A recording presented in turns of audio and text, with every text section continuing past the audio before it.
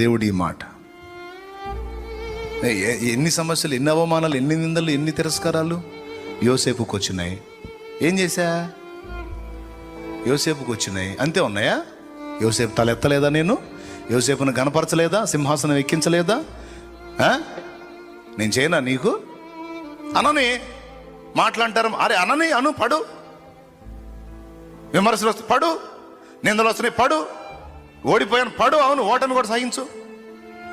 నీ ఓటమిని గెలుపుగా మార్చమని నేను ఉన్నానుగా.